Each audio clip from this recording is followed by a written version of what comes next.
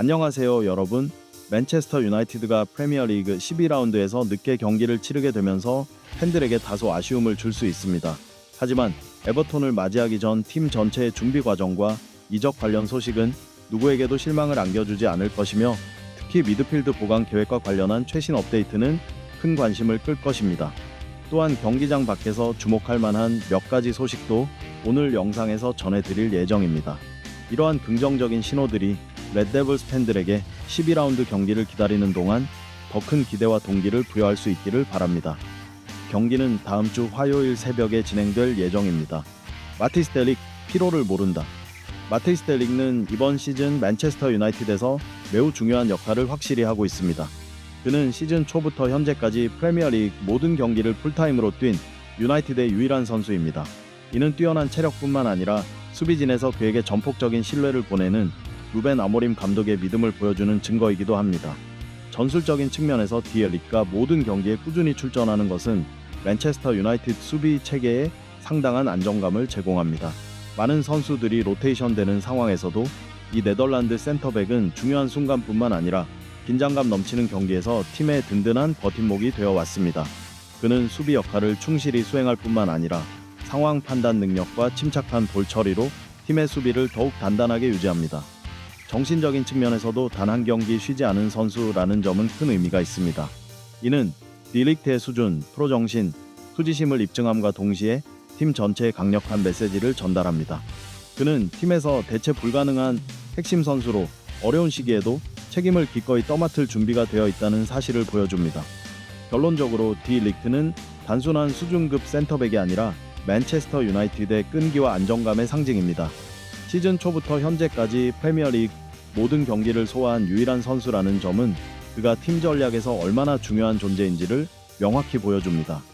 맨체스터 유나이티드 브라이튼과 바레바 거래에서 가격 우위 확보. 지난 여름 이적 시장에서 맨체스터 유나이티드 팬들은 거의 칼로스 바레바 영입을 축하할 준비를 마친 상태였습니다.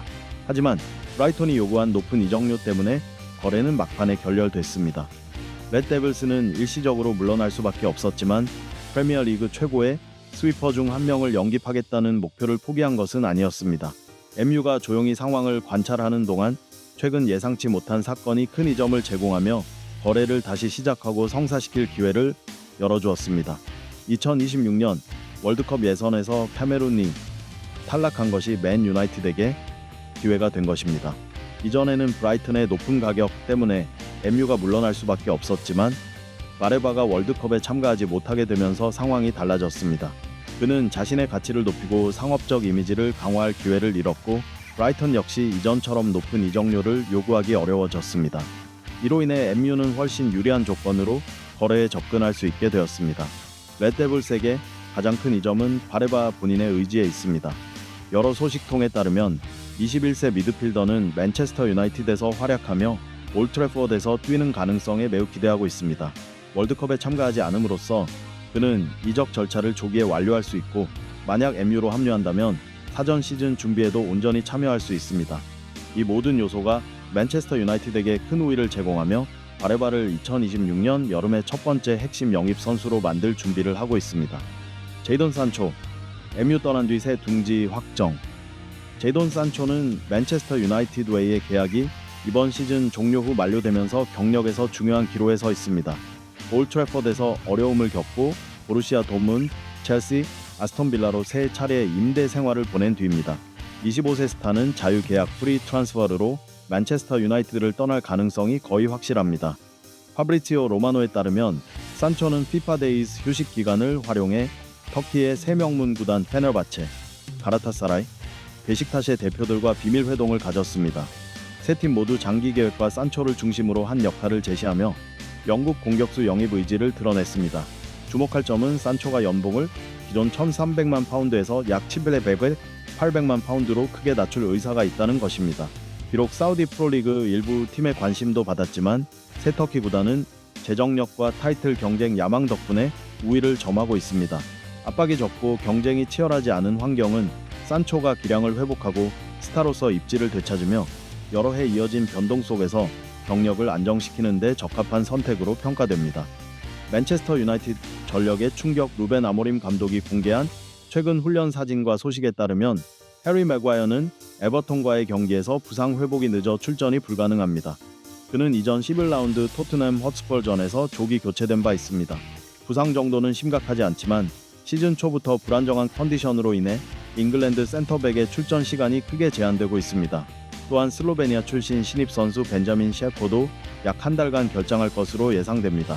모든 상황이 순조롭다면 21세 공격수는 빠르면 다음 달 초에 복귀할 수 있습니다. 이 두 명의 부재는 맨체스터 유나이티드가 머세이사이드의 푸른 반쪽과 맞붙는 경기에서 큰 어려움을 겪게 만들며 루벤 아모림 감독에게도 인원 배치에 상당한 부담을 안겨줍니다. 한편 코비의 마이노는 프리미어리그 12라운드에 맞춰 복귀하기 위해 시간과 싸우고 있습니다. 이번 주 훈련에는 참여하지 않았지만 20세 미드필더는 토요일이나 일요일에 캐링턴으로 돌아올 것으로 기대됩니다. 다만 선발 출전 가능성은 낮아 에이모림 감독은 선미 골권을 후반전에만 투입할 가능성이 높습니다. 추가로 최악의 상황에 대비해 MU 아카데미의 유망주 셰이 레이시와 잭 플래처도 소집되었습니다. 루벤 아모림 프리미어리그 15라운드 에버턴전 전 리산드로 마르티네스 활용 계획 공개 맨체스터 유나이티드 팬들에게 큰 희소식은 리산드로 마르티네스가 거의 10개월 만에 부상에서 복귀한다는 점입니다. 하지만 루크 쇼가 왼쪽 센터백 자리에서 안정적인 모습을 보이고 있어 루벤 아모림 감독이 두 선수를 어떻게 배치할지에 대한 궁금증이 제기됩니다. 일부 소셜미디어에서는 마르티네가 중앙 미드필더로 이동할 수 있다는 의견도 나왔습니다. 이에 대해 포르투갈 출신 전략가는 마르티네가 중앙 미드필더로 뛰지 않을 것이라고 확언했습니다. 이는 그의 장점과 맞지 않을 뿐만 아니라 장기 부상 이후 체력이 윙백처럼 넓게 움직이는 역할을 소화하기에도 부족하기 때문입니다. 따라서 리산드로 마르티네스와 루크 쇼는 3명의 센터백 시스템에서 왼쪽 센터백 자리를 두고 직접 경쟁하게 되며 깜짝 실험은 없을 예정입니다.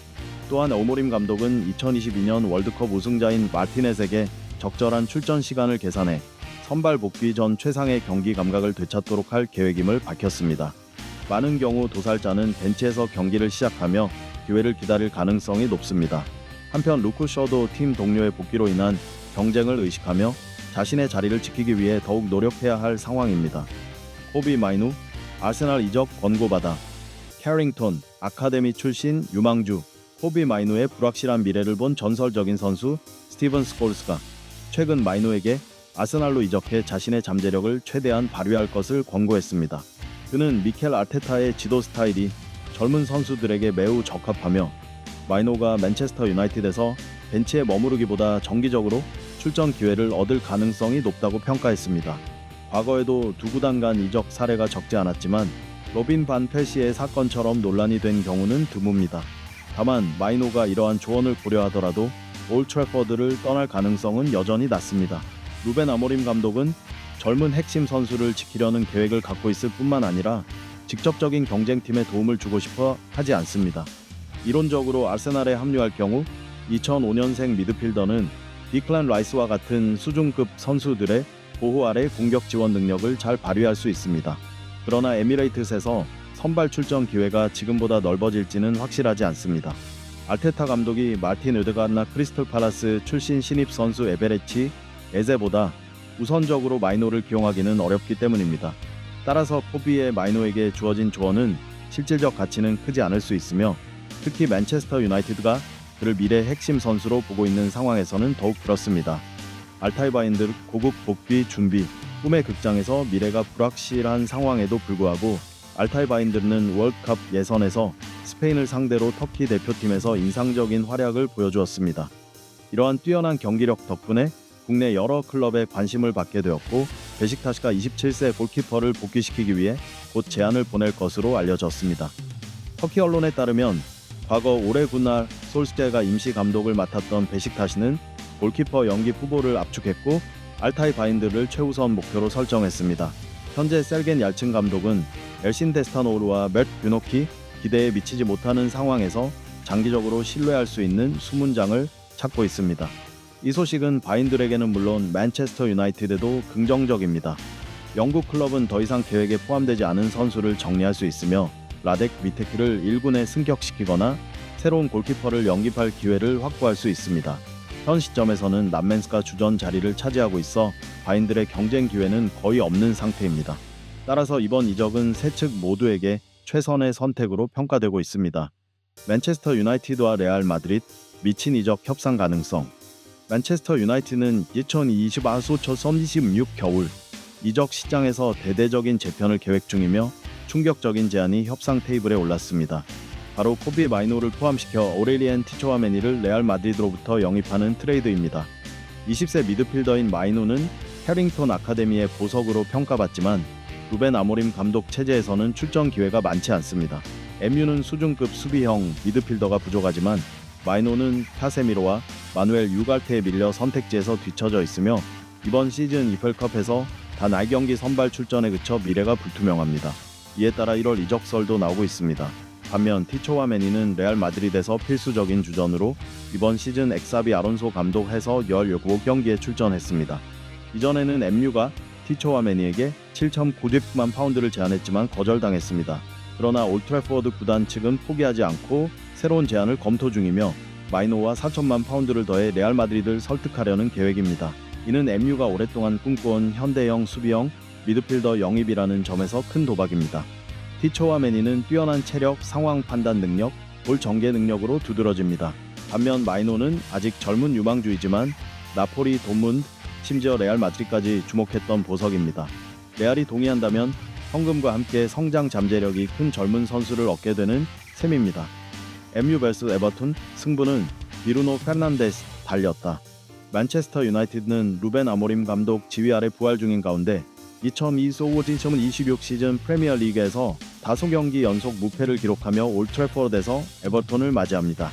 이번 경기는 팀이 탑4 경쟁에서 입지를 굳히는 기회이자 주장 비루노 페르난데가 최고의 컨디션을 되찾을 수 있는 중요한 무대입니다.